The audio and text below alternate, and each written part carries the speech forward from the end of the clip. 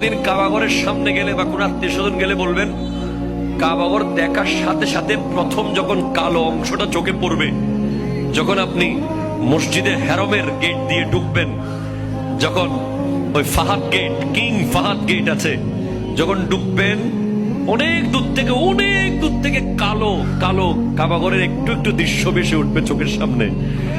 তখন দোয়াটা করবেন, কি দোয়া করবেন কয়টা? যখন কয়টা? একটা দোয়াই কবুল হবে দেখার সাথে সাথে। কাবা ঘর দেখার সাথে সাথে প্রথম যে দোয়াটা করবেন ওটা কবুল করবেন কে?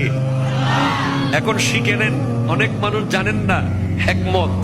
আপনি একটা দোয়া করবেন, একটাই শেষ, একটা সুযোগ পাবেন আপনি, কিন্তু আপনি এমন এক দোয়া করবেন যেন যতদিন ওখানে থাকেন প্রত্যেক দোয়া কবুল হয়ে যায়। এই হিকমতি দোয়াটা শিখে নেন। আপনি বলবেন, আল্লাহ আমি 10, 12, 15 যতদিন এখানে থাকবো